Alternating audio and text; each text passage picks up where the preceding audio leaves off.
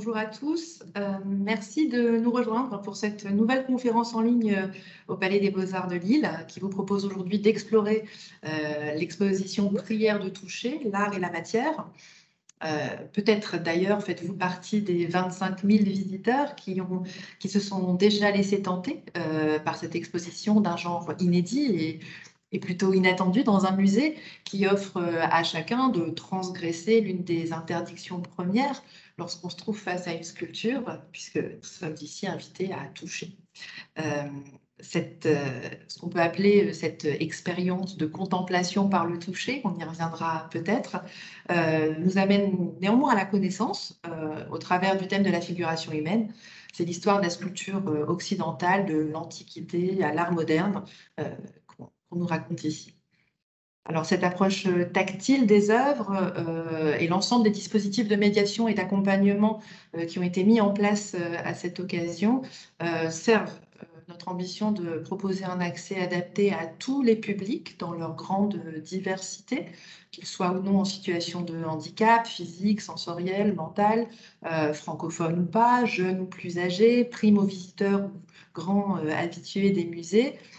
Cela prolonge pleinement notre politique d'inclusion et s'inscrit dans cette logique d'accessibilité qui est menée par le Palais des Beaux-Arts. Mais je vais rapidement laisser la parole aux deux commissaires de cette exposition que j'ai le plaisir de vous présenter. Nous avons d'une part Juliette Barthélémy, qui est chargée de développement des actions de médiation, bien-être, art-thérapie au service médiation et implication des publics du musée. Et Florence Raymond, aujourd'hui chef de la conservation et de la médiation au musée de l'Hospice Comtesse, mais ce depuis peu, puisque tout récemment encore, chef du service ressources documentaires, innovation numérique et prospective, chargé aussi de la collection des plans reliefs au Palais des Beaux-Arts. Voilà, Juliette, Florence, nous vous écoutons. À vous.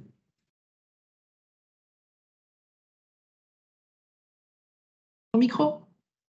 On va remettre nos micros, voilà. Du coup. Après 2 ans de vidéoconférence, nous arrivons à trébucher pour dire bonjour à tous et à toutes.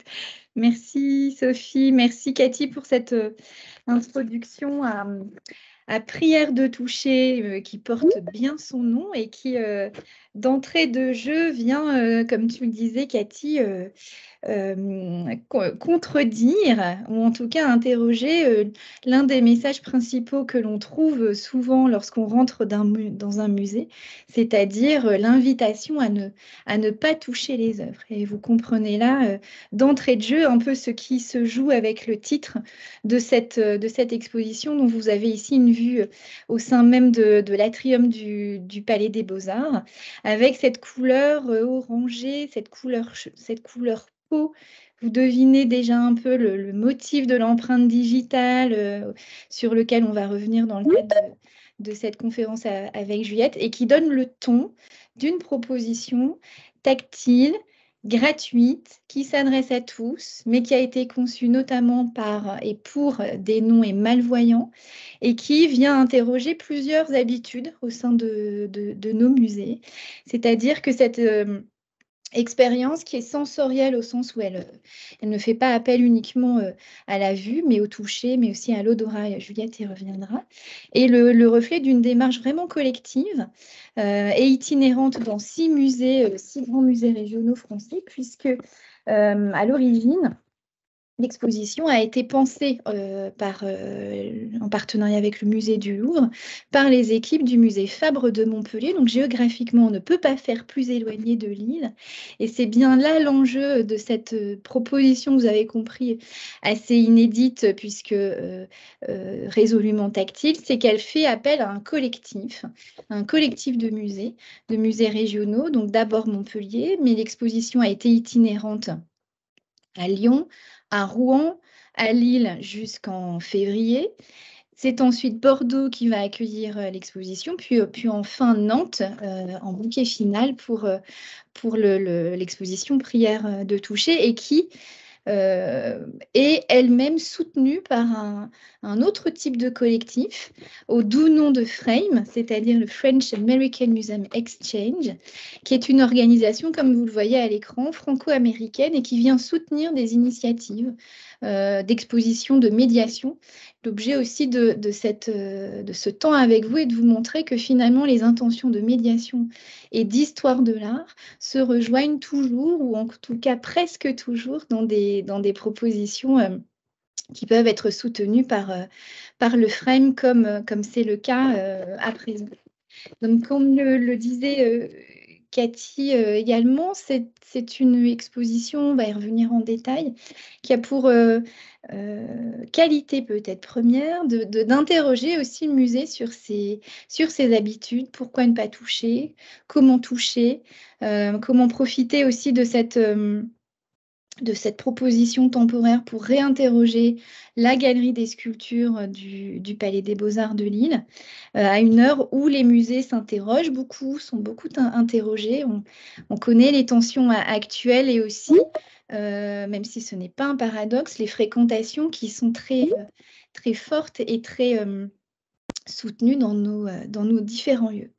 Donc, cette exposition définitivement collective, elle a été aussi soutenue par le ministère de la Culture, par le FREMM, je l'ai déjà dit, mais aussi par la maison Givaudan, plutôt en mécénat de compétences que vous décrira Juliette.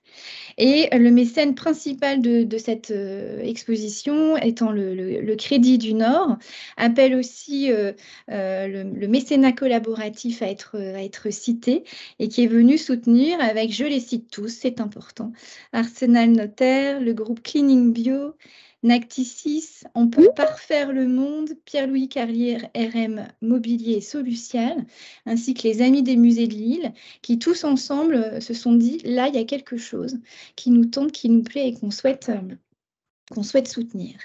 Alors, cette proposition de prière de toucher, elle a l'avantage et la force, vous l'avez deviné, d'être installée, non pas comme un ovni, mais comme une soucoupe volante, au sein même de l'atrium du Palais des Beaux-Arts que vous connaissez peut-être, qui est cette sublime grande boîte blanche que vous avez parfaitement à l'écran, et qui est aussi non pas le symptôme, mais en tout cas la volonté du Palais des Beaux-Arts de réutiliser des installations qui ont été conçues précédemment pour d'autres expositions.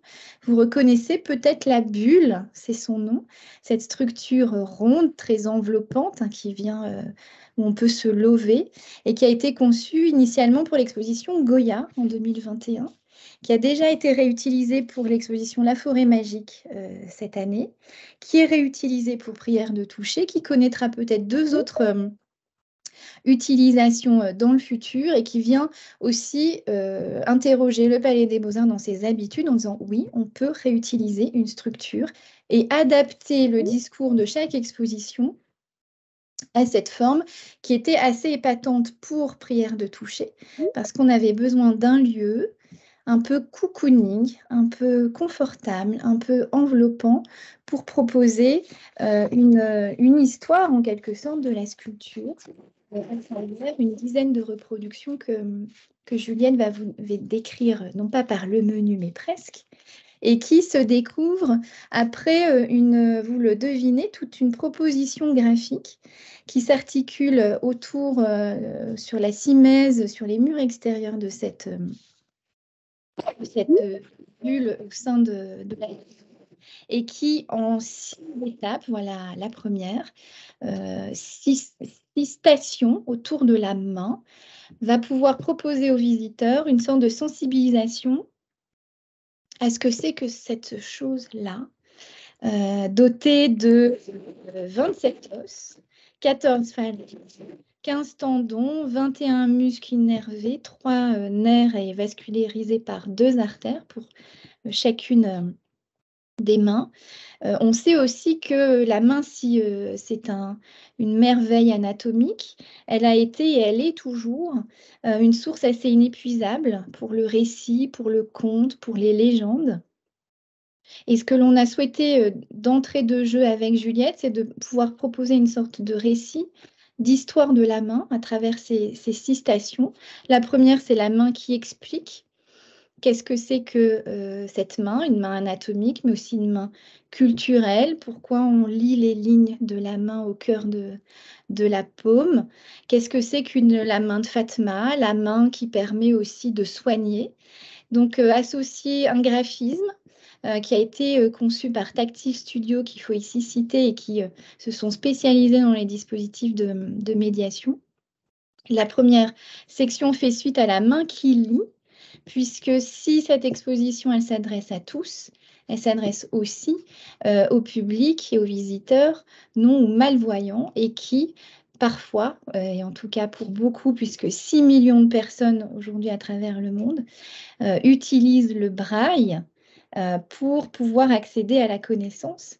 Et c'est ici le récit de Louis Braille, qui, petit garçon au début du 19e siècle, a imaginé, a créé lui-même un procédé qui permet de décrire les paroles et la musique, alors que le sens de la vue est empêché.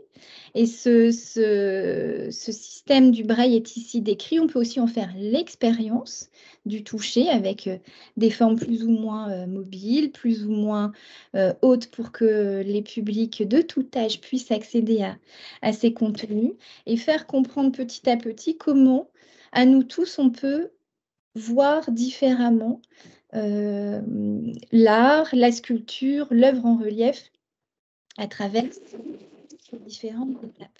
Ensuite, c'est la main qui pose, qui est au centre du graphisme de la bulle de l'atrium, et qui est là une vraie initiation. Alors, on peut parler du yoga des mains, et en tout cas, la proposition aussi de cette expérience prière de toucher, c'est de prendre le temps de se préparer à la découverte de la sculpture à toucher. Je me souviens que Juliette, tu nous disais, on peut faire l'exposition un peu vite fait.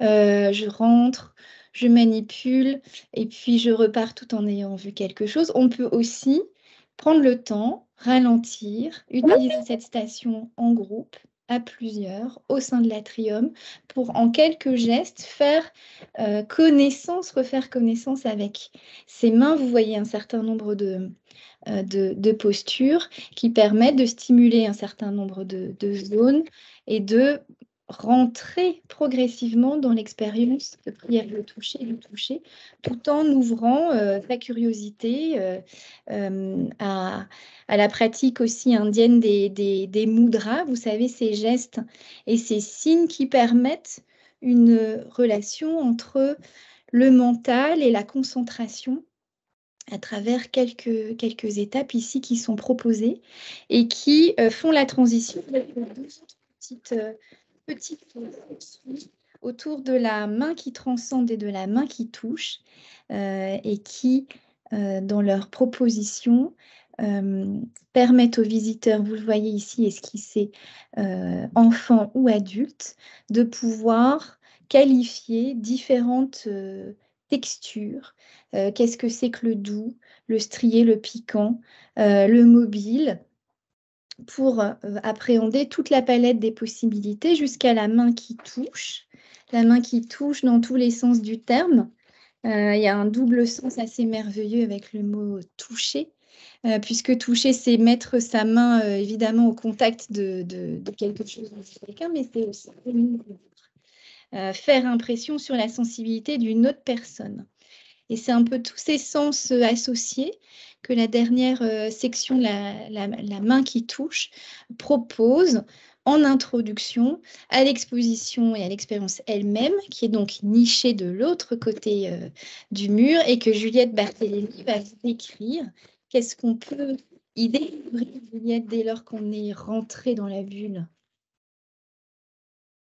Alors, juste avant, Florence, si tu veux bien, juste avant qu'on y rentre, enfin en tout cas en rebondissant aussi sur le visuel que vous avez là devant les yeux, qui est effectivement le premier mobilier auquel vous avez accès et qui vous permet de vous préparer donc physiquement cette fois-ci, en tout cas par quelques outils qui sont mis à votre disposition à découvrir l'exposition. Je finirai donc sur quand même l'origine de cette bulle et de ce choix que nous avons fait de préparer le visiteur à découvrir autrement. Et tu le disais, Florence, en fait, il faut se préparer parce que c'est vrai que ça n'est pas anodin et qu'en fait, il va falloir être à l'écoute de son corps. Je pense que ça se fait de manière inconsciente d'habitude quand on vient dans un musée.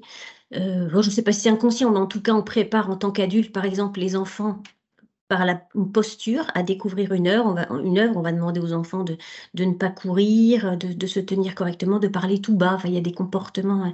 Et on voit bien qu'il y a cette préparation. Ici, dans cette exposition Prière de toucher, la préparation, elle est un petit peu différente et Florence vous l'a très bien montré. Et on vous incite donc à vous préparer aussi par des manières un peu originales, hein, comme ces mudras ou ces massages des mains. Et en fait, si on est arrivé à cette volonté de découvrir les œuvres autrement, c'est parce qu'on a constitué, et c'était déjà le cas à Montpellier dans les étapes qui ont suivi et qui vont suivre, on a constitué bien en amont, et pour nous, ça a été même dès 2019, puisque nous avons eu un petit retard. L'exposition devait être présente en 2020, fin 2020, vraiment pas au bon moment. Donc, on a bénéficié finalement par ce biais-là d'une année supplémentaire de préparation. Mais dès 2019, on a créé un groupe de travail. Et c'est pas un détail notamment pour les professionnels des musées qui nous entendent, mais pour tout le monde aussi, c'est de comprendre qu'on a quand même souvent l'habitude de concevoir des expositions ou des événements pour le public sans forcément intégrer le public en amont dans la réflexion de la constitution et de cet événement. Et en faisant un groupe de travail, c'était aussi accepter l'idée que notre voix n'était pas suffisante si on voulait quelque chose qui convienne à tous. Dans cet objectif d'inclusion et de diversité, c'était vraiment important qu'on écoute et qu'on ne fasse pas à la place d'eux. Alors, ça paraît peut-être un peu bateau comme propos, mais c'était pas, ça nous a obligés quand même à des revirements, parfois très très très importants. Et je vais prendre par exemple, donc dans ce groupe de travail, si je reviens quand même à sa constitution, on avait inclus des associations, évidemment, comme à Montpellier, qui avait travaillé avec des associations de personnes non et malvoyantes. Donc, évidemment, on avait des personnes, l'association Retina ou une ADEV, enfin voilà, mais on a aussi inclus des personnes en situation de handicap mental. Et vous voyez ce que ça a donné. Le résultat, par exemple, avec au premier plan le guide Falk, donc, qui est un guide en facile à lire et à comprendre, qui a été coécrit avec Lésat Lamartine, avec des personnes en situation, en coécriture, c'est ça vraiment, c'est avec des personnes en situation de handicap qui ont passé beaucoup de temps au musée en amont pour comprendre les œuvres et nous dire ce qu'ils en avaient justement compris et ce qui leur semblait important de transmettre aux autres. Et donc, c'est un guide qui est, comme il le dit, facile à lire et à comprendre, donc avec des phrases assez courtes, avec des images. Et finalement, on se rend compte aussi que cette volonté d'accessibilité, elle va toucher plus largement le public. C'est-à-dire, ça ne sera aussi peut-être pour les premiers lecteurs qui pourront, comme leurs parents peuvent choisir le prière de toucher que vous voyez en anglais ou en français au-dessus, avec des notices beaucoup plus détaillées sur les œuvres. Et l'enfant, lui, s'il est en apprentissage de lecture ou encore en primaire, il pourra lire le Falk comme le font du coup d'autres personnes. On voit aussi sur la gauche le guide en braille, là aussi qui est mis à disposition. Ce groupe de travail, ça a généré des besoins en fait spécifiques. Et le guide braille était évidemment quelque chose, parce que Florence l'a souligné tout à l'heure, voilà, il peut toucher plusieurs milliers de personnes concernées aussi par l'art, comme nous tous. Ce groupe de travail, c'était aussi, comme je l'ai dit, des gens voilà, d'associations avec lesquelles on travaille, des structures médico-sociales, des fondations d'entreprises, des personnes plus jeunes, plus âgées. Voilà, donc ça a été un mélange. Et quand je parlais de modification du plan, du cheminement et du plan, de la projection qu'on avait faite sur cette exposition, ça a été notamment pour toute la réalisation de la bulle et notamment l'habillage extérieur. Parce que comme on travaillait aussi beaucoup sur le toucher et donc sur la non- et malvoyance, on avait aussi prévu, par exemple, en programmation, et Sophie Watine, qui travaille avec nous sur cette thématique, avait aussi avec nous conçu un programme avec du cinéma, voilà. Et on faisait toujours ce lien à la non et malvoyance. Et puis il y a un moment, voilà, en séance de travail, ils nous ont dit, mais en fait, pourquoi est-ce que vous voulez introduire l'exposition sur la non et malvoyance, traiter plutôt d'un sujet qui est commun à tous. Nous sommes non et malvoyants, mais nous partageons avec vous ce goût et cette possibilité de toucher. Donc pourquoi est-ce que vous ne partez pas sur le tactile? Intéressez-vous à ça. On a envie de cette intégration. Alors trouvons ce qui est commun plutôt que de souligner ce qui nous distingue. Et c'est pour ça aussi qu'on a vraiment cherché à être, voilà, à faire une bulle introductive qui soit voilà, basée sur ce point commun et sur ce tactile. Alors, on rentre dans la bulle, vous ne tenez plus, j'en suis sûre, pour ceux qui n'ont pas encore eu l'occasion de venir la voir. Donc, on rentre dans cette bulle. La bulle, c'était aussi un des souhaits de ce groupe de travail, cette nécessité de se retrouver, comme Florence l'a dit, c'est à la fois un petit cocon au milieu de l'atrium, qui était un espace tout à fait libre, ouvert, et donc, du coup, peut-être parfois bruyant. Et donc, c'était la nécessité, le besoin en tout cas de devoir se concentrer parfois et d'être voilà, un peu coupé du monde. Donc, on a gardé ce noir, ce plafond noir, et avec des lumières qui viennent frapper les œuvres qu'on a positionnées, qui sont évidemment des reproductions. Je reviendrai sur ça tout à l'heure. Mais donc, ils ont positionné. Alors, on a parlé de l'itinérance, avec notamment une conception qui a été faite au musée Fabre de Montpellier. Ça n'est pas un détail dans cet objectif aussi de durabilité des musées dont a parlé Florence avec la bulle. La durabilité, c'est aussi dans l'itinérance quelque chose de vraiment abordé. C'est une des problématiques essentielles. C'est voilà, d'une étape à l'autre. Ce qui va changer, c'est donc toute la mise en situation, donc l'extérieur de la bulle. Par contre, les œuvres, elles, ne changent pas. Et le mobilier non plus.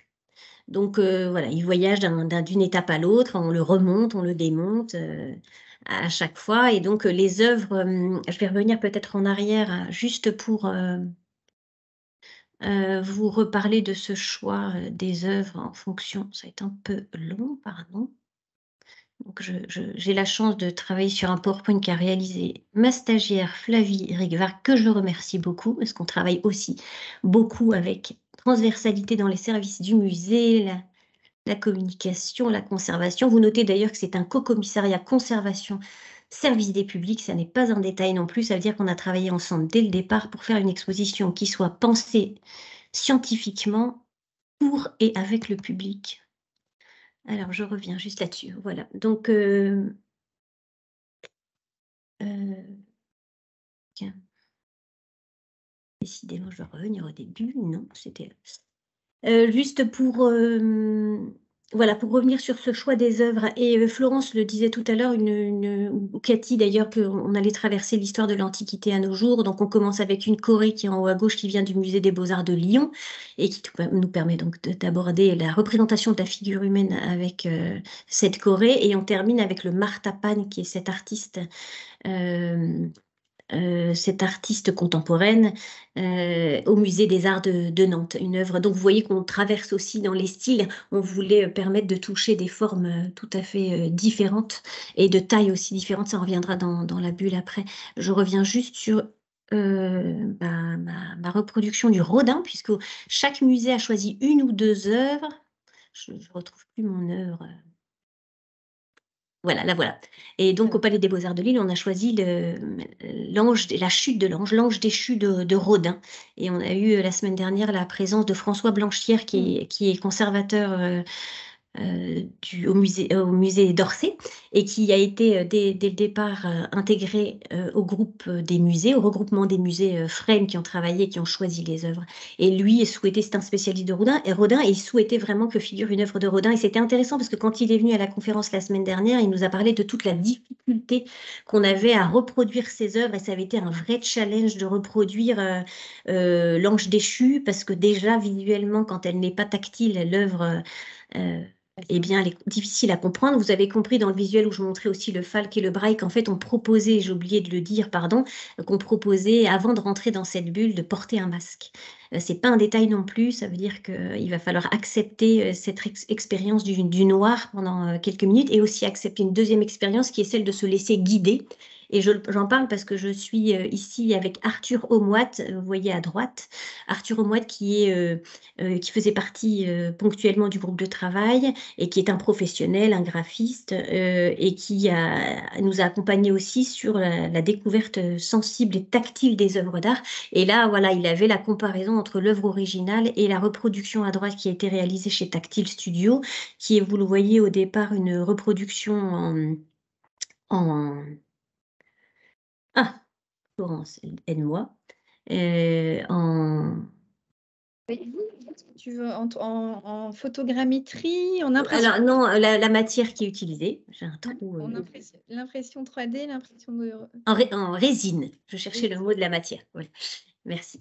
Donc, qui est reproduite en résine à partir effectivement d'un processus de photogrammétrie. Ça veut dire qu'on va tourner en fait avec un appareil photo très très précis autour de l'œuvre pour en avoir les détails les plus précis possibles. Et puis ensuite, à l'aide d'une imprimante 3D, on va en réaliser donc une reproduction comme vous la voyez à droite. Et donc, dans un premier temps, quand on avait commandé cette œuvre et qu'elle était arrivée au Musée des Beaux-Arts de Lyon, on avait une déception parce que vraiment le Rodin était pas du tout à la hauteur de ce qu'on attendait. Et donc, Tactile Studio l'a refaite de nouveau et a retravaillé pour avoir une version qui était beaucoup plus proche de l'original. Et puis, comme vous le voyez à droite, qui a accentué parfois pour que le tactile, et c'est pour ça qu'Arthur était présent, c'est voilà, est-ce que tactilement, quand je n'ai pas du tout la vue, est-ce que je parviens à percevoir l'ensemble des données? Ça n'est pas une copie, c'est vraiment une reproduction, une interprétation finalement dans laquelle on va pouvoir, pour certaines œuvres, si c'est nécessaire, et c'est le cas du Rodin, accentuer, et on le voit par exemple pour les cheveux, dans la version qui est à droite, on voit que les cheveux sont un peu plus creusés que dans l'original. Parce qu'on avait vraiment du mal. C'est le cas aussi des ailes, puisque c'est un ange qui chute, et donc il a des ailes en bas à droite, et on les sentait assez mal dans la première reproduction. Donc ça, c'est un état transitoire, hein. L'état définitif ressemble, ce sont des résines qui sont chargées, donc chargées de marbre, de plâtre, pour ressembler le plus possible tactilement à l'original. Voilà, donc vous voyez d'autres reproductions en haut à droite, le Carpeau, la rieuse de Carpeau, qui est en marbre à l'origine et qui vient du musée des Beaux-Arts de Bordeaux, mais également la Vierge à l'Enfant de Rouen et les œuvres du musée de Montpellier de Houdon, notamment le Voltaire assis. Je ne vais pas tout vous dévoiler non plus, parce que sinon, on n'aurait plus le loisir, le plaisir de la découverte. Je reviens à la galerie et je reviens à mon introduction, à mon accueil à l'intérieur. Donc, on vous invite, on vous accueille et on vous demande de porter ce masque. Donc, la deuxième chose qu'on va accepter en portant le masque, c'est de se faire guider. Et dans ce groupe de travail, on avait aussi une école dont j'ai oublié le nom aussi, mais qui va me revenir, à Lille, GIA, pardon, l'Institut des jeunes, merci, l'Institut des jeunes aveugles de Lille, avec qui on a beaucoup travaillé aussi sur la préparation de la médiation. C'était vraiment génial. Et on a travaillé avec eux sur la manière de guider, parce qu'il faut accepter de se laisser guider. Donc, on prend le bras de son partenaire si on est venu avec quelqu'un, ou alors de quelqu'un du musée qui est présent aussi, ou un inconnu même à qui on accepte de donner le bras et on accepte de vivre cette expérience, de faire confiance. C'est ce que sont obligées de faire les personnes non-voyantes quand elles arrivent, quand elles sont dans la rue, dans leur quotidien, elles sont dans le métro, c'est de faire confiance à la personne qui leur propose de l'aide. Et il y a une petite technique, évidemment, il y a plusieurs petites techniques pour les accompagner correctement. Donc, on a formé non seulement tous les agents d'accueil, mais aussi les agents de surveillance. Tout le personnel du musée a été formé dans tous les services aussi à cet accueil. Donc, on voit comment une exposition qui est ponctuelle va aussi servir le propos de toute une structure qui doit progresser dans sa manière d'accueillir et à chaque fois essayer d'enrichir ou d'améliorer ses conditions d'accueil. Alors, je parle, mais on voit qu'il y a donc des œuvres de taille différentes. On voit au centre, par exemple, la toute petite Vierge à l'Enfant qui est à gauche, juste devant le panneau bleu foncé. On voit donc qui est celle de Rouen. On voit au centre des œuvres en pied, qui sont celles de Houdon, celle qui est aussi en haut d'une estrade, c'est-à-dire qu'on a mis des estrades pour convenir aussi aux petits qui viennent visiter avec leur famille. On a mis des espaces dans lesquels peuvent se glisser les fauteuils roulants. Voilà, on a essayé d'être un maximum inclusif. On est et jamais totalement satisfait parce qu'il y a toujours des publics qui se sentiront plus ou moins bien dans ces espaces, mais en tout cas, c'est fait un maximum. Vous voyez aussi à gauche l'œuvre Le Voltaire assis, qui est une autre œuvre de Houdon. Et puis l'œuvre du milieu, qui est un peu noire, un peu sombre, c'est celle de Bourdelle, une œuvre de Bourdelle, La tête de l'éloquence. Je ne sais pas si Florence, peut-être que je peux aussi montrer voilà, ces dispositifs-là. Donc, on voit à la fois des gens qui sont en train de découvrir ce processus dont je venais de vous parler. Ici, c'est un binôme. Il y en a une qui a un masque au milieu et puis qui est guidée par son amie qui l'accompagne. Et vous voyez qu'elle va devoir se fier non seulement à ses doigts, mais peut-être aux commentaires que va lui faire son compagnon d'expérience. Et c'est intéressant parce que finalement, ce qu'on pense découvrir, quand on ne sait pas du tout, quand on rentre et qu'on joue le jeu, quand on ne sait pas du tout ce qu'on va trouver, on a des expériences qui sont... voilà, je me souviens par exemple d'avoir montré le Voltaire à quelqu'un qui avait commencé l'expérience complètement dans le noir, donc le Voltaire en bas à gauche, là, qui est cet homme assis, vieillissant, et donc la personne a commencé à le toucher, et à me dire, ah mais je sens, c'est un animal, je sens son bec, alors c'est vrai qu'il a un profil aquilin, donc il a un nez très fort, un nez d'aigle hein, quand même, donc il me dit, oh je sens son nez, son bec, et puis je sens ses ailes, donc c'était ce grand drapé, ce grand manteau, et puis si je descends comme il est assis sur un fauteuil, mais je sens aussi ses pattes. Donc en fait, il était parti sur l'idée que c'était un animal, et donc là, il avait complètement, il a forgé ce qu'on appelle l'image mentale, et c'est aussi là-dessus qu'on a travaillé avec les personnes non et malvoyantes. Certains ont été voyants, donc vont constituer une image mentale qui est basée sur des choses qu'ils ont déjà vues, et puis d'autres vont devoir, comme nous, quand on se met dans, enfin, d'autres vont devoir vont complètement constituer leur approche de l'œuvre d'art uniquement par des sens. Voilà, et c'est ça qui est intéressant aussi dans cette découverte. La question c'est peut-être, quel intérêt a-t-on à toucher? Et est-ce que notre expérience, elle est là pour qu'on se dise, oui, ben c'est très très bien de toucher, sans toucher on ne peut pas découvrir une œuvre d'art, donc tous les musées devraient laisser les œuvres tactiles. Pas du tout, évidemment. On verra avec Florence tout à l'heure on revient sur les règles qui sont celles du musée des consorts de la bulle pour rappeler aux visiteurs que, certes, vous avez vécu une expérience tactile géniale, mais maintenant, il va falloir vous rappeler que le reste ne l'est plus. Donc, on n'est pas du tout sur la remise en question de l'aspect tactile d'une œuvre d'art originale. Pas du tout. D'ailleurs, on observe que les œuvres, en étant très manipulées, Cathy a cité le 25 000 visiteurs depuis le 19 octobre, c'est beaucoup. Et on sent que les œuvres, elles souffrent, hein, même si ce sont des reproductions, d'une manipulation qui n'est pas toujours délicate, même si on a bien préparé ses mains et incité le visiteur à découvrir, à être doux avec l'œuvre et non pas à l'embrasser violemment. Mais on ne peut pas empêcher quelques brusqueries. Donc c'est vrai qu'on observe comment une œuvre peut souffrir. Et puis vous-même, en tant que visiteur de ville, vous avez peut-être touché des œuvres qui étaient placées voilà, dans des espaces publics. Et on voit bien que le public a ce besoin de toucher parfois. Et même dans les pèlerinages, on venait toucher. Alors on avait des sculptures thaumaturges et on touchait les œuvres pour qu'elles nous portent bonheur ou pour qu'elles nous sauvent d'une maladie. Donc ce besoin de toucher, ce tactile n'est pas remis en question dans les musées. Mais par contre, l'expérience que l'on mène ici pendant 4 mois et demi, ça va être de permettre à tous de découvrir que grâce au toucher, on peut accéder, ou grâce à un autre sens, on peut accéder à l'œuvre d'art et se constituer une image mentale qui sera la nôtre. Et c'est le discours peut-être que l'on tient de manière beaucoup plus large, c'est de se dire que l'œuvre d'art a des portes d'accès différentes et qu'on a chacun la possibilité d'ouvrir une petite porte à partir du moment où le musée ou l'espace d'exposition dans lequel on est entré nous en a donné la possibilité et même nous en a donné le droit. Est-ce que si je rentre dans un musée, j'ai le droit de dire que cette œuvre me plaît ou ne me plaît pas? J'ai le droit de dire qu'elle me fait peur, qu'elle engendre chez moi des angoisses ou au contraire des grandes joies, qu'elle réveille en moi des souvenirs très anciens qui sont liés à ma grand-mère, à ma vie, à ma famille ou je ne sais. Eh bien, c'est aussi convenir du fait que l'œuvre d'art génère chez chaque individu des émotions différentes qui peuvent être générées par tout le contenu scientifique qu'on lui donne. Cette œuvre, elle a été faite à tel moment par tel artiste. Elle a une histoire et on ne conteste pas cette histoire qui lui appartient.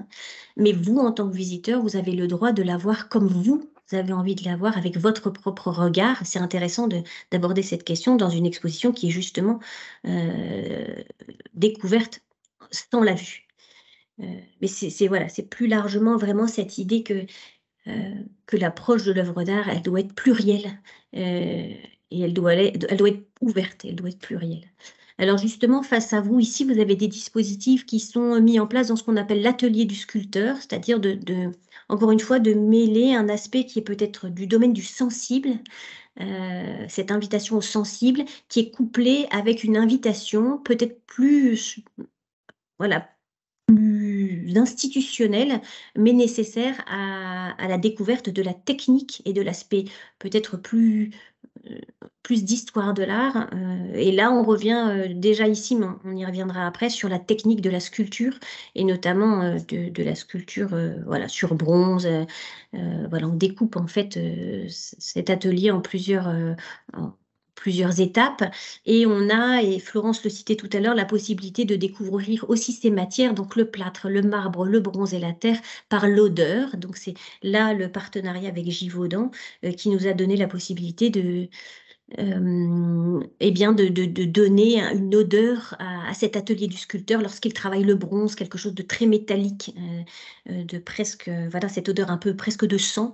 Et puis l'odeur de la terre, de l'humus aussi quand on travaille avec de l'argile.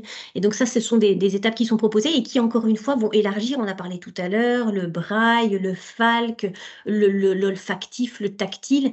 Donc on est pour permettre à au nombre le plus large possible de public de se sentir concerné par l'exposition, il faut aussi élargir le panel des sens. Et donc, c'est ce qu'on a essayé de faire, et puis c'est ce qu'a fait Montpellier depuis le départ, et qu'on reprend et qu'on continue à démontrer au fur et à mesure des étapes. Tac, tac, je ne sais pas si j'ai... Voilà, on a aussi les outils, mais je vais y revenir après parce qu'on a développé ça aussi dans une autre partie du musée. Florence, est-ce que tu penses qu'avant de revenir, d'arriver à ta petite partie, à ta partie dans la rotonde, est-ce que j'ai oublié quelque chose, ou est-ce qu'il y a d'ailleurs des questions peut-être qui sont posées déjà dans les commentaires, parce que je ne le vois pas sur mon écran.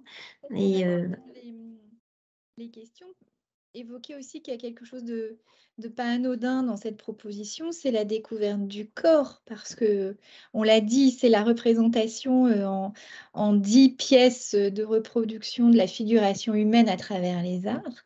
Et c'est un des motifs aussi de réaction, de questions, de surprise au sein de l'exposition que tu vas pouvoir nous décrire, Juliette, parce que on en voit là des exemples très bien illustrés. Quand on ne sait pas ce que l'on va toucher et que l'on se met à caresser une nudité, il y a aussi des réactions, et la palette est très large, qui s'expriment au sein de l'exposition. Tu peux peut-être nous en dire un petit peu, Juliette? Bah oui, d'ailleurs, c'est vrai que la photo qu'a choisie Flavie ici, elle est tout à fait représentative de cette surprise. Effectivement.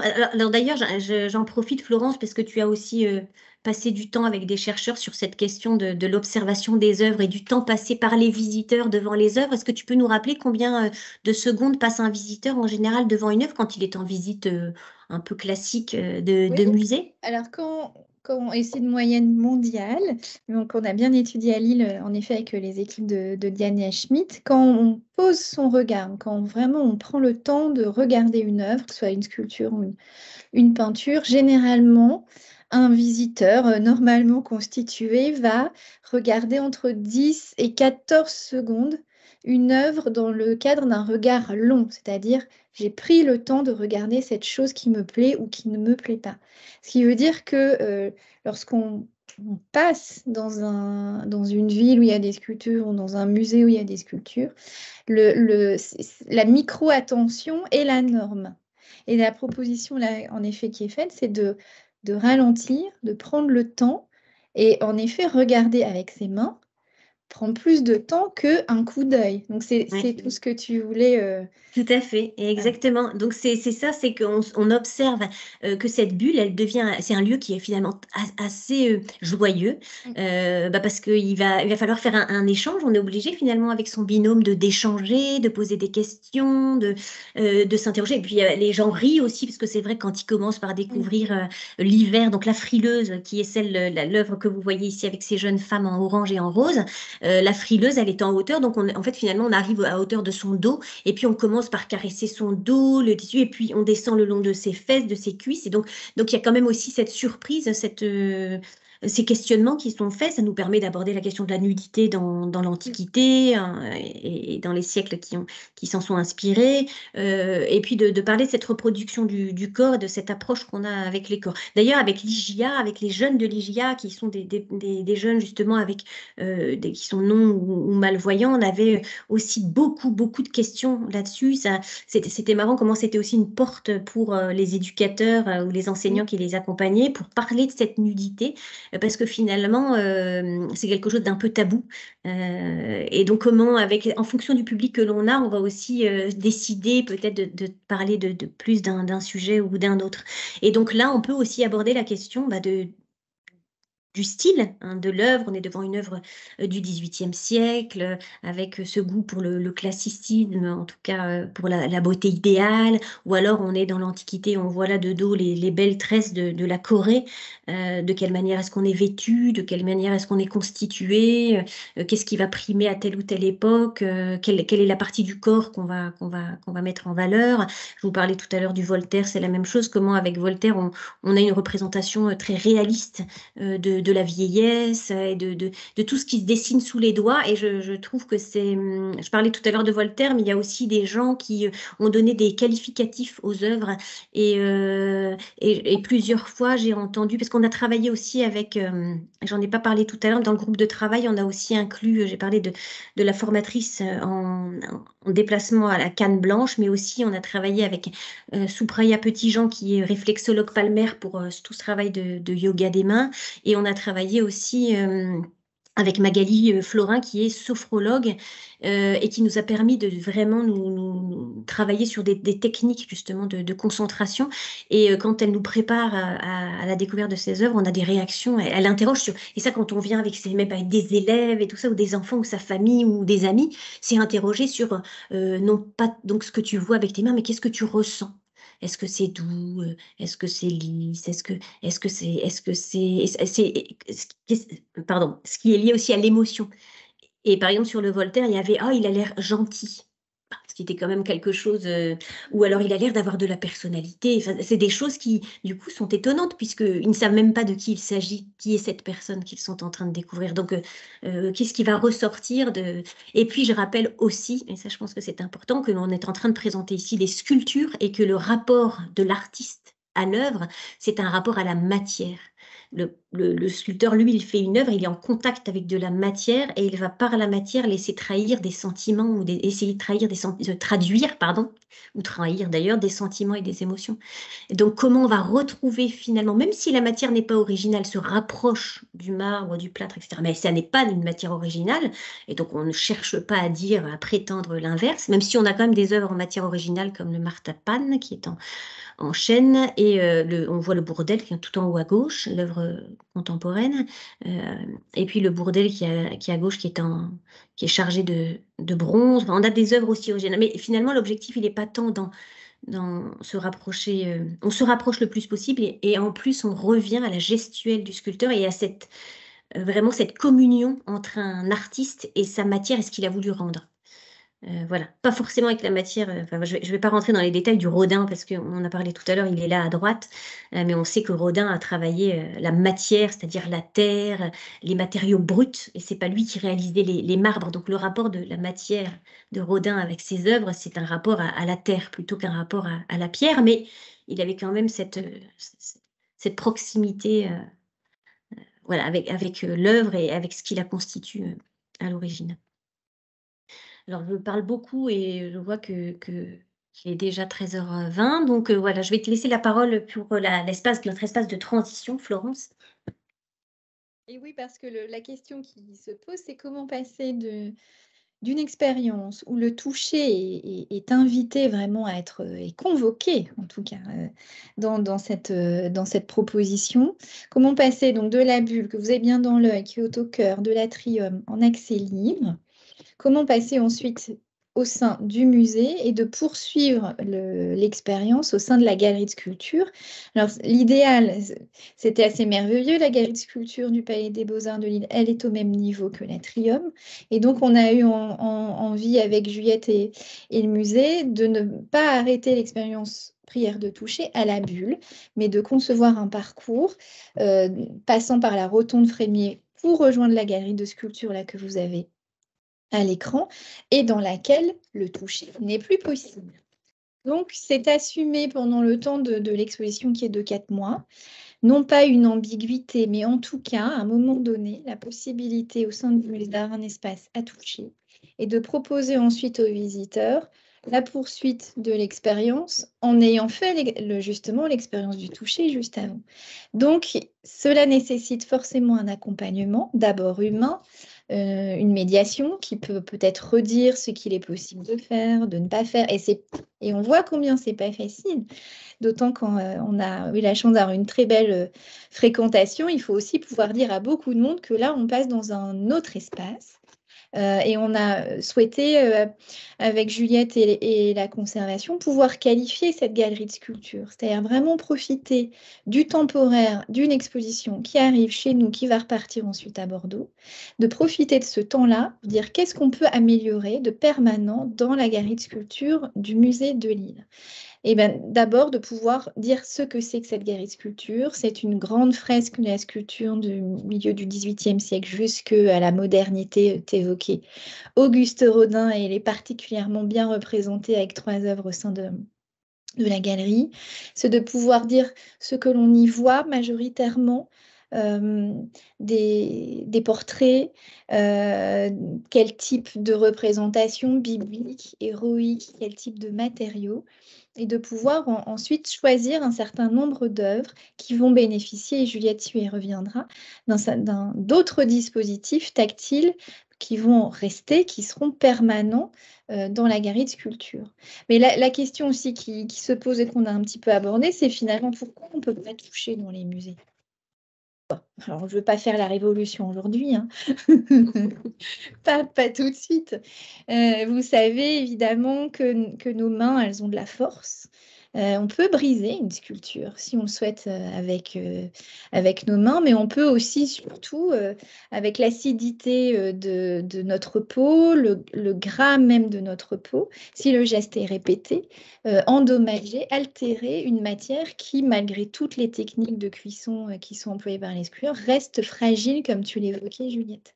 Et puis surtout, toucher une œuvre dans un musée qui la conserve, qui la protège, qui a pour rôle de la passer aux générations futures. Il y a aussi un geste un peu sacrilège de toucher une œuvre qui est là pour survivre finalement à notre propre visite. Donc c'est un peu tout ça dans ce petit panneau que vous voyez à droite, défense et désir de toucher la sculpture, de pouvoir exprimer en quelques phrases cette grande contradiction.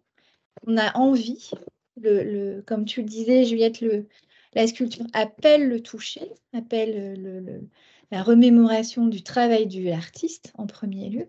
Et puis nous-mêmes, on a envie de confirmer notre vision par le toucher. Mais dans cet espace-là, la galerie de sculpture, le toucher n'est plus possible, en tout cas sans gants. On peut le faire dans le cadre d'ateliers que tu organises, Juliette, de pouvoir faire l'expérience du toucher, mais cette fois-ci ganté pour appréhender différemment le volume. La vision, on s'en rend bien compte dans le cadre de prière de toucher. Il ne suffit pas complètement à appréhender un volume. On a pu comparer la découverte par le toucher et la vue ou uniquement par le toucher. Et la sensation, la compréhension n'est pas la même. Tu évoqué tout à l'heure le sentiment de surprise. Il est quand même très fort dans cette expérience et qui nécessitait, avant de filer en galerie de sculpture, qui nécessitait un petit sas ici dans la rotonde dite Frémier pour permettre aux visiteurs ensuite de manière plus sereine de passer dans la galerie de sculpture et d'envisager la découverte de 4 stations que Juliette va vous décrire. 4 stations orientées, articulées autour de 4 techniques, le bronze, le marbre, la terre cuite, il m'en manque un, le plâtre, et le plâtre pour peut-être enfin répondre à l'une des questions premières de tout visiteur, comment fabrique-t-on ces sculptures?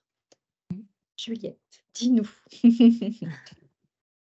Alors, la première que l'on découvre, et je vais aller assez vite, hein, parce que voilà, mais la première que l'on découvre, c'est Hermaphrodite, qui est déjà une sculpture qui interpelle beaucoup le visiteur, puisqu'elle a une position étonnante, elle est allongée sur un matelas. Et bon, l'original est une œuvre de la Galerie Borghese, une œuvre de l'Antiquité qui a été reproduite au XIXe siècle très, très souvent. Et donc, elle interpelle parce qu'elle est effectivement comme ça allongée, et puis cette nudité est assez attirante. Il y a un très très beau travail du corps qui est posé sur le matelas. C'était Le Bernin à l'époque qui avait créé ce. Voilà, l'œuvre est antique, mais le matelas a été rajouté en fait par Le Bernin sous Borghese, justement, à la demande de Borghese, du cardinal. Et donc, on voit ce corps posé comme ça, de manière délicate sur un matelas. Puis en plus, l'intitulé d'Hermaphrodite aussi interpelle beaucoup. Et comme c'est une œuvre en ronde bosse, on peut en faire le tour et on voit une très belle femme. Et puis, quand on fait le tour, on découvre les attributs masculins d'Hermaphrodite. Donc, il y a toujours beaucoup de discussions autour de cette œuvre. Et donc, on l'a choisie effectivement comme la station qui illustrait la technique du marbre. C'est vrai que ça nous a semblé intéressant. On a travaillé avec Tactile Studio aussi, qui a réalisé donc 4 tables. Vous envoyez les ébauches, enfin, les premières projections à gauche. On est là aussi, c'est intéressant. C'est de quelle manière est-ce que des outils pérennes, pour nous, c'était important d'avoir une exposition, comme je l'ai dit tout à l'heure, une expérience qui dure 4 mois et demi, mais de quelle manière est-ce que nous, en tant que professionnels, on va assumer le fait que ces expérimentations, elles servent à inclure dans nos dispositifs, dans notre musée, des dispositifs permanents. On ne peut pas faire juste un coup une seule expérience et puis se dire après, tant pis, c'est bien, on l'a fait et finalement, on est heureux comme ça. Il faut que ça ait une répercussion.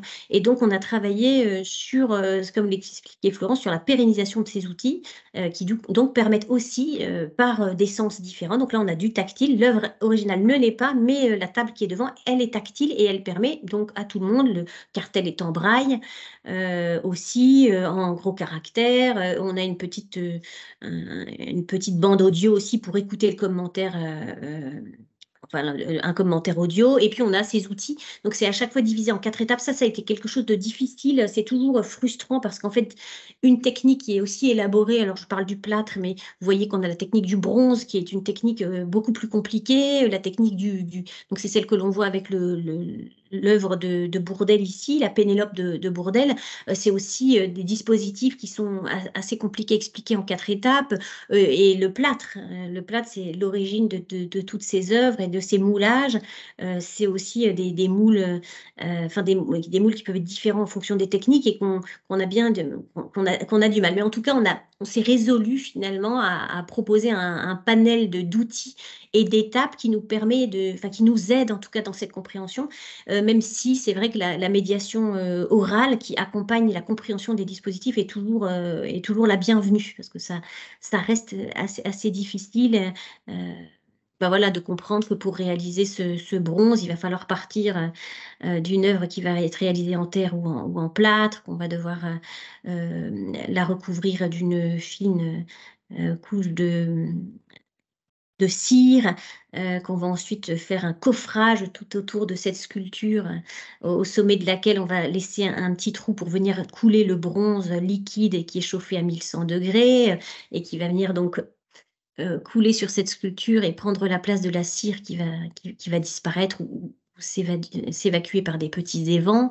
Qu'ensuite on va casser ce coffrage et puis découvrir notre sculpture qu'on va devoir évider puisqu'elle est toujours, on a un noyau en plâtre, donc toujours rempli de plâtre. Enfin, voilà, je ne vais pas vous les raconter ici, toutes ces techniques, mais c'est vrai que ce sont des dispositifs compliqués et on a dorénavant des outils pour nous permettre de les expliquer aux visiteurs. Donc ça, c'est vraiment intéressant.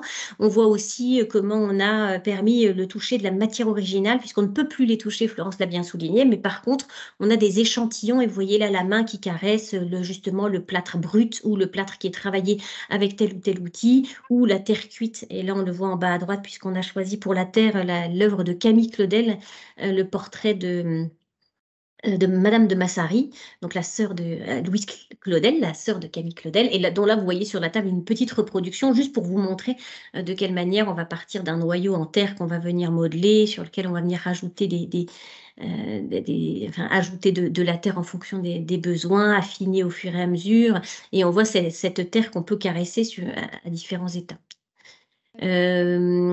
Donc voilà, c'est quelque chose effectivement de pérenne et qui montre, oui, je voulais quand même le dire aussi, parce que la toute première image, c'est juste avant, voilà, ici on soulignait, je vous disais que l'exemple de gauche c'était une projection, et à droite on avait finalement le mobilier définitif. Et vous voyez comment on va aussi faire admettre, il y a toute cette question d'esthétique, et Florence en a parlé, puisqu'elle dit, on rentre dans une magnifique, notre galerie de sculpture, elle est vraiment magnifique, elle se suffit à elle-même, et comment est-ce qu'on peut faire accepter de surcharger cette beauté qui se suffit à elle-même par des dispositifs qui sont des dispositifs didactiques, certes, mais lourds, même visuellement. Et donc, vous voyez, le choix qui a été fait, ça a été de s'inspirer du mobilier de Dibos et Vittard. Je me dépêche, c'est ça. Du mobilier d'Ibos et Vittard, qui est celui les architectes qui avaient retravaillé à la restauration du musée en 1997, et de reprendre cette esthétique-là, une ligne très pure en fait, avec ce béton qui compose le socle de nos sculptures pour la plupart, et de reprendre cette esthétique-là pour rester le plus discrète possible.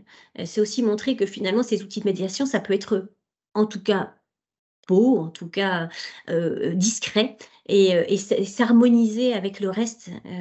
Voilà. Et je pense que ça, c'est aussi un des combats. Alors, encore une fois, là, s'il y a des professionnels de musée, ça va résonner chez eux, mais et peut-être moins pour le visiteur du musée, mais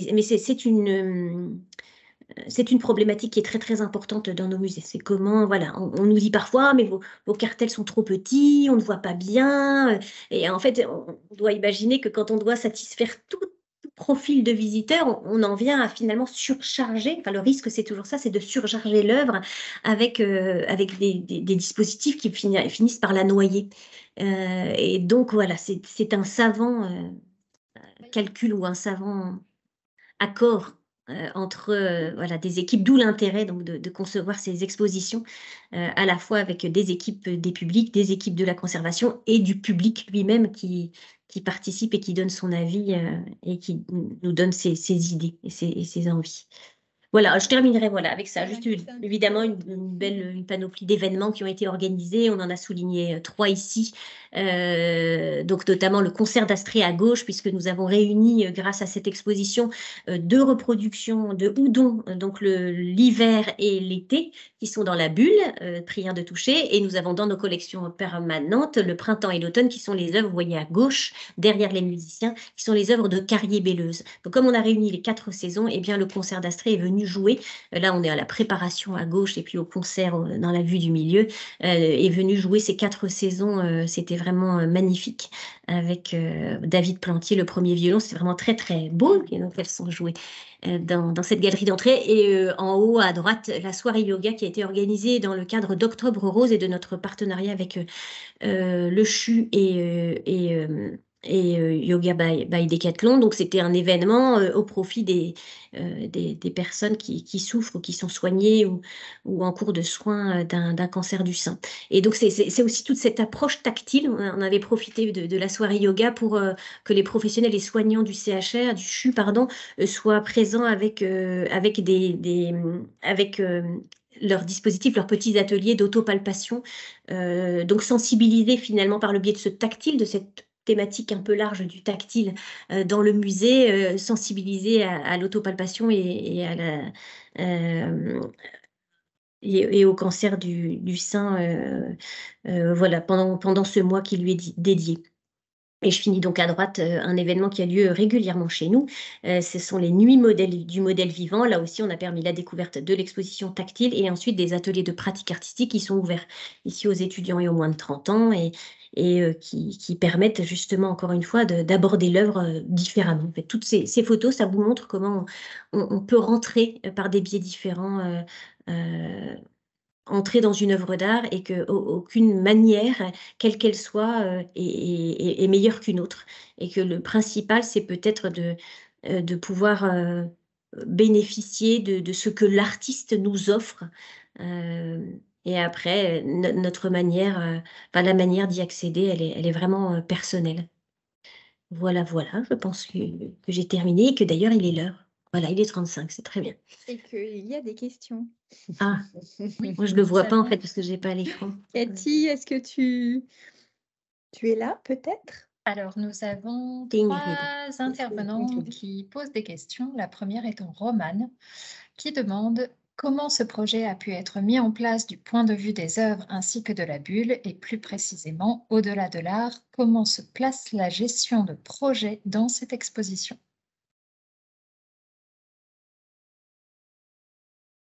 Eh bien,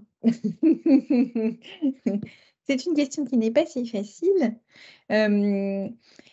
Tout l'enjeu, en tout cas, si je me permets de répondre, Juliette, a été aussi si on entend programmation, de positionner Prière de toucher dans un calendrier d'exposition. Il ne vous a pas échappé qu'en début d'année 2020, un virus couronné nous a compliqué sérieusement les choses et que le toucher, le tactile se devait d'être badigeonné, et ce qui est encore le cas à l'entrée de l'exposition de gel antiseptique pour accéder au toucher.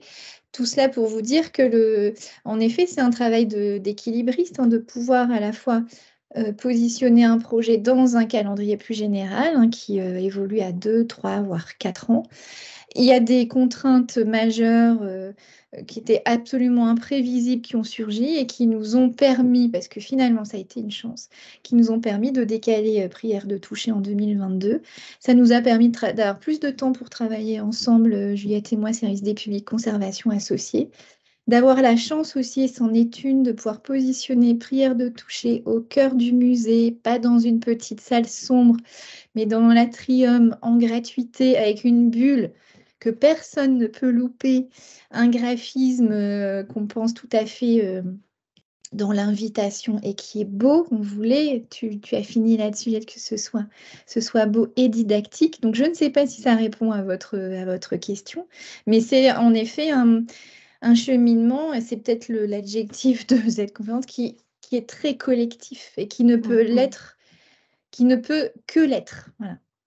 Et qui dépend aussi effectivement d'une collaboration, tu l'as dit, entre les services et puis avec une direction qui assume et qui accepte aussi ces expérimentations, parce que c'est presque du domaine de l'expérimentation. Ouais.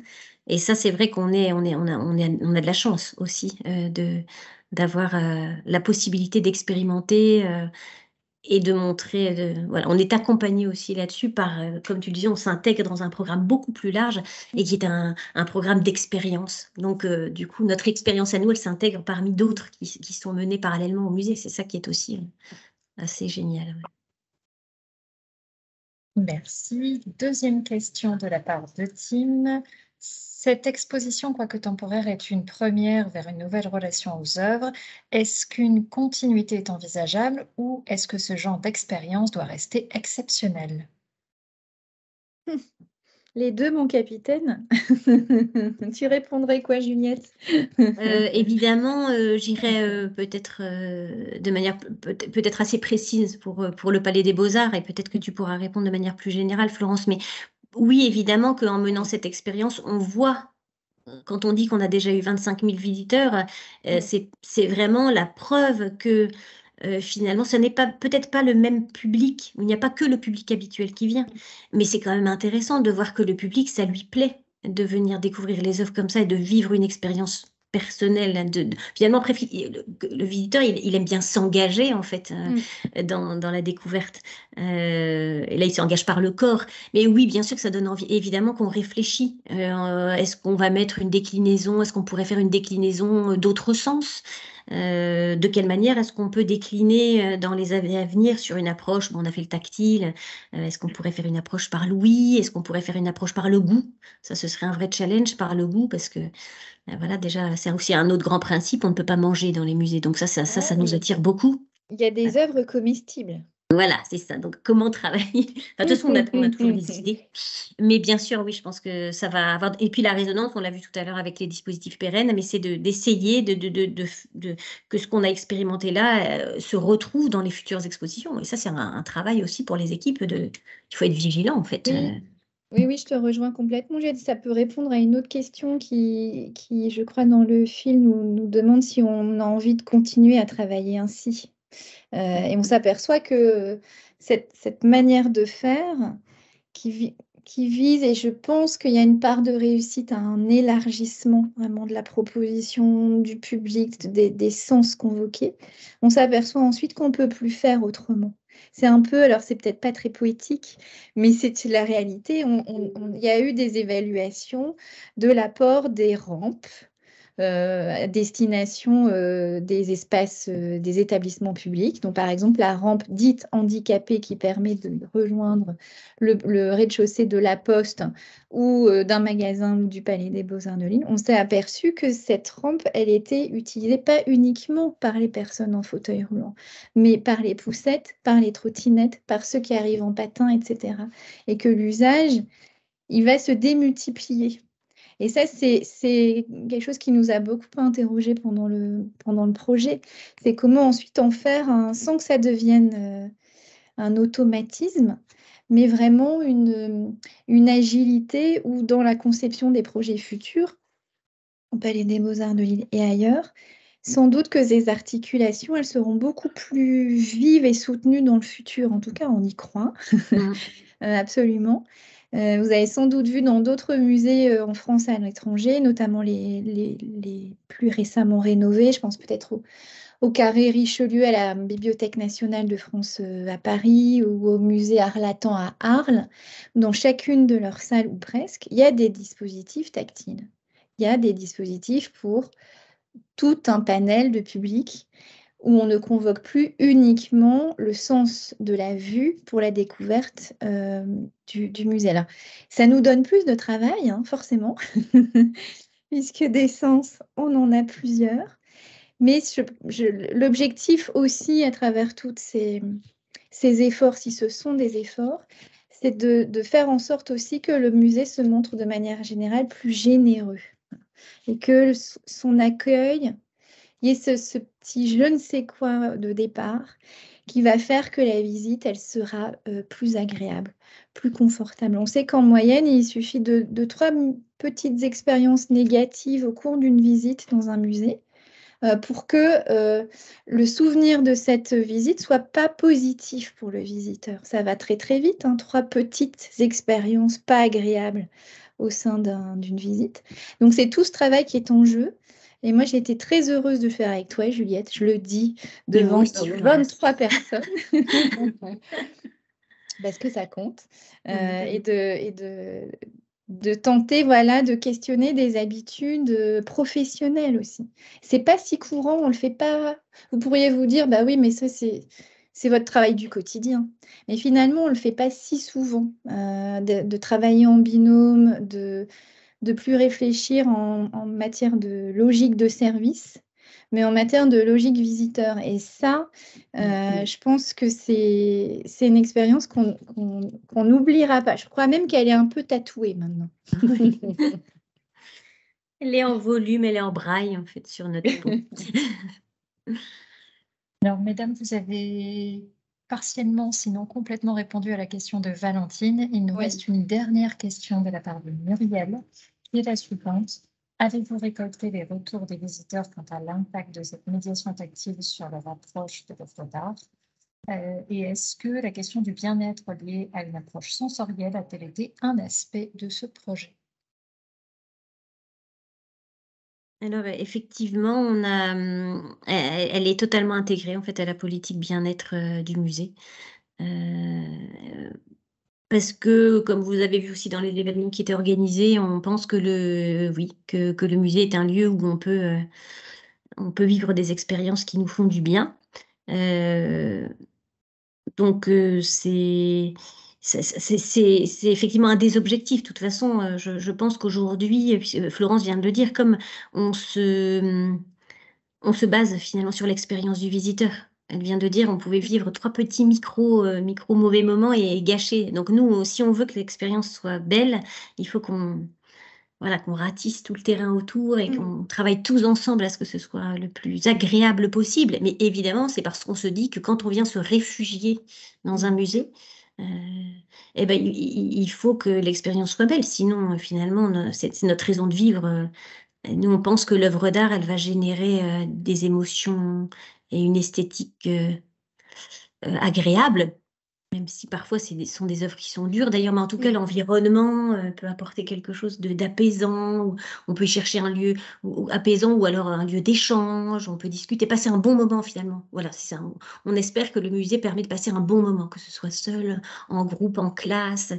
Donc il faut qu'on travaille là-dessus. Donc oui, bien sûr que cette exposition, elle est au cœur de nos réflexions sur le bien-être et ce sentiment de bien-être que doit recevoir et ressentir le visiteur quand il vient. Oui, ça c'est sûr. Parfait, nous avons maintenant plus de questions. Eh bien, je pense que... Bon pour tout le monde. Oui. Est-ce que tu veux que je départage mon écran? Encore, on va terminer sur peut-être même sur une image de l'exposition, pourquoi pas. En tout cas, moi, juste pour vous remercier toutes les deux de cette plus que mise en bouche, hein, parce qu'on y était quasiment. En tout cas, si je rappelle quand même que pour tous ceux qui ne l'ont pas encore vue ou qui souhaiteraient la revoir éclairée par ce qu'ils ont entendu ce midi, l'exposition et l'expérience peut être vécue jusqu'au 27 février dans l'atrium du musée, tout à fait librement. Gratuitement, on entre, on n'a même pas à passer en billetterie, on peut directement se présenter aux portes de l'exposition et se laisser guider. Et puis aussi, vous rappeler que cette conférence donc, a été enregistrée et qu'elle sera prochainement disponible sur la chaîne YouTube du musée. Vous allez pouvoir y retrouver non seulement celle-ci, mais aussi toutes les conférences en ligne qui existent maintenant. Un beau volume, voilà, depuis 2 ans. Voilà, bonne journée à tous, merci beaucoup. Et merci de nous avoir suivis aujourd'hui. Merci à tous et à toutes. À bientôt. À bientôt, au revoir.